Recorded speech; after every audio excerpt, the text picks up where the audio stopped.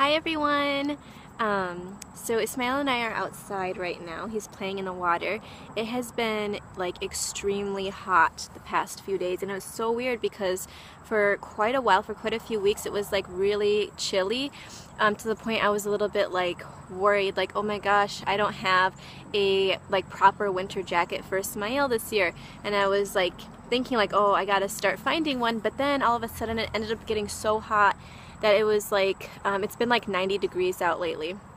So thankfully right now it's cooled down a bit. I think it's because the sun isn't as bright right now, but we're just kind of like sitting out here and he's playing. So I thought I'd do a postpartum update. I haven't done one of those for quite a while now, and I know I'm not like newly postpartum or anything like that, so I guess it's not as interesting, but there is a lot for me to say actually. And I think since the last one that I've done, there's been a lot of different things that have happened and kind of changes. So I thought I'd just update you guys. So Ismail turned 1 year old in June.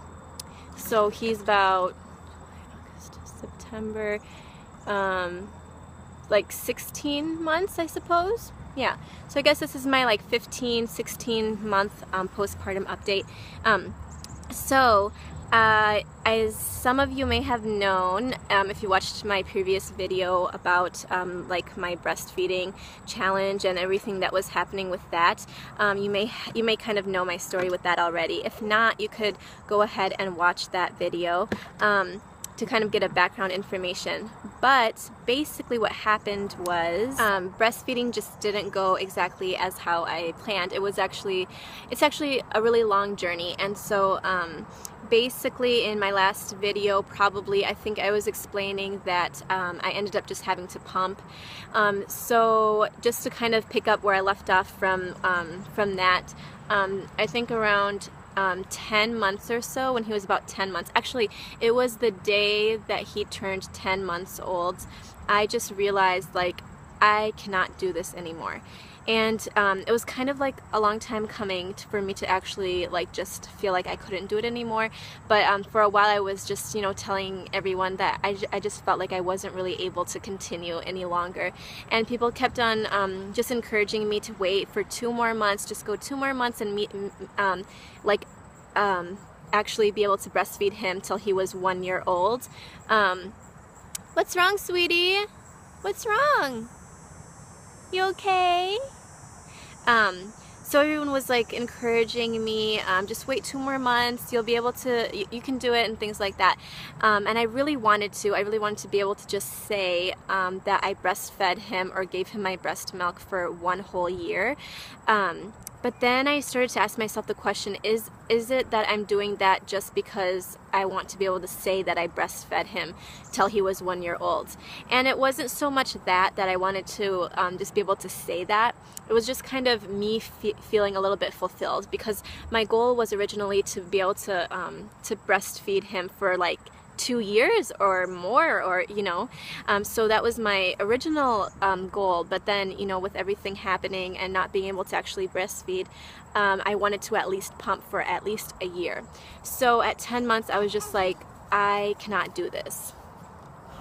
But yeah, anyways, on that day I kind of asked myself like, how much is this costing me concerning what I am able to give Ismail with my energy? Like I wasn't really able to do it, and it was so difficult too, because he always wanted to play with the pump parts while I was pumping. It was just becoming such a huge stress factor, and I would get to the point where I just felt like I literally don't want to have to sit here and pump. Like it's so, like it would be so hard for me to actually get myself to do it, even though I knew he needed the milk. But that was another thing too, because I wasn't able to pump as often, which was every 2 hours. I wasn't able to do that because he was getting bigger, and I wasn't really able to make time to pump like I was before when he was tiny. So since I wasn't able to pump as often as I needed to be pumping, I wasn't making very much milk. So at the point when I officially stopped pumping, I was only making like 1 ounce every single day, and which means it was just like this amount. But for some reason I was just still doing it for like weeks and weeks, because I just felt like I just didn't want to quit. I just didn't want to kind of let myself down, because that was my intention. It was my intention to make it further. But then I had to kind of just accept it. I had to be like, okay, you know what? Just like the situation itself that I had to accept, I also have to accept the fact that it's just becoming so hard, and I don't have the strength to pump and to take care of Ismail. So I just had to be kind of honest with myself and accepting of the situation. And so what I ended up doing was I still had a little bit in the freezer from when he was younger. And so I would give him that whenever he ended up with a cold or something, because I knew he needed that extra support from the breast milk. But other than that, I would just kind of switch with other milks. I would give him goat milk for quite some time, and things like that. And so it just ended up working out, because he was old enough at that point where he was actually eating consistently. He only would take a bottle whenever he was going to sleep. So he was pretty dependent on food by that time. So that was also something that made me feel a little bit more comfortable. It wasn't like he was just kind of running on milk. And so actually he might have been a little bit more dependent on milk, now that I think of it, but it wasn't like when he was a baby. He was eating food quite a bit at that time. So yeah, basically on that day I just kind of realized I'm gonna stop doing this. And I think that was sort of the turning point for me, with sort of actually being able to start feeling a little bit strong again. And because for so long, it was so long that I would just wake up so achy. I would feel like I just hardly had energy. I would literally have to plan my day. Still sometimes I'm like this, but I literally would have to plan my day according to how much energy I had that morning. So I would make sure that I didn't do certain things, like I wouldn't go to the grocery store or something like that, just because I knew I would be completely drained by the end of the day. So that was really difficult, and I didn't really like feeling that way. And I mean, it was pretty hard. But what I started to do that sort of, I think actually really made a big difference, was 3 things. One is I started to take a nap consistently whenever he took a nap. So whenever he decided to rest at any time, I would make sure that if I wasn't able to sleep, I would at least lay down with him and read a book or something like that, something that was actually calming for me and restful for me. So I did that. I would try to take naps as often as I could.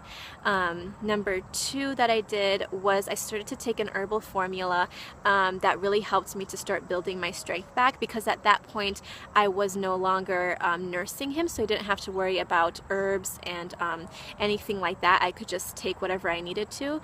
So I took an herbal formula that's Ayurvedic that really helped to kind of build up my strength. Again, I'm still taking it till now actually. I need to be a little bit more consistent, but I am taking it still. And then the third thing that I started to do, which was something that I've started to do more recently, probably within the last month or so, is yoga, actual consistent yoga. So before I would just do it randomly whenever I felt like doing it, and I would do it through YouTube. But I actually started to go to an actual location, an actual yoga studio, and I go consistently, thankfully, which is something, I've wanted to do this for years. It's been over 5 years or more that I've actually wanted to be able to practice yoga consistently. And I can't even explain the types of changes that it's giving me. I told Ibrahim the other day, I literally feel like I have strength. I feel like my strength and my ability to do things is back, and I really feel that yoga has done that for me, because of course there's the relaxing classes in yoga, but there's also types of yoga poses and yoga classes that are kind of dedicated a little bit more to strength, and so I really feel like that has helped me out a lot. So I am very grateful for the changes that have been happening, and that I'm actually starting to feel much better. Another thing I guess that has been happening too, concerning postpartum and just kind of embracing my role as a mom now, is, for a long time it was just really hard for me, and I think that I realized recently I'm just very sensitive to changes, and having a baby is like one of the biggest changes that could ever happen to you. And it probably is like the biggest change, because it's not only a change in your life, but it's a change in your body. And so I realized that I was just so sensitive with that, and that it really took a long time for me to adjust, even though I was just you know, so happy to be a mom. It just took me a long time to adjust. So I've been doing a lot of reading. I will do some reviews on some of the books that I have been reading, but most of them are by Lucy Pierce, and so if you want to kind of look into that before I do the reviews, you can look her up and see the different books that she's written. But they have helped me out a lot to kind of just understand what's been going on, just to kind of feel like I'm not alone in some of the like feelings of motherhood, feelings that motherhood brings about for you. So I've been doing a lot of like self-searching, a lot of just growth in who I am as a mom, who I am as a person, and so I think that that has really helped to kind of focus on me and myself. And I think for a long time after having the baby, it was just so easy for me to think negatively. It was just really easy for me to do that, to fall into that pattern, and I'm slowly starting to learn how that how doing that is actually very not healthy for me. And so I'm really grateful that I have had the opportunity to read these books and that I came across them, and again, I will be doing a review for them shortly, hopefully. But yeah, so I guess that's pretty much it. Just kind of starting to feel like settled in being a mom, and you know, obviously finding balance within being a mom, doing things for myself, taking care of the house, all of those types of different things is always a challenge.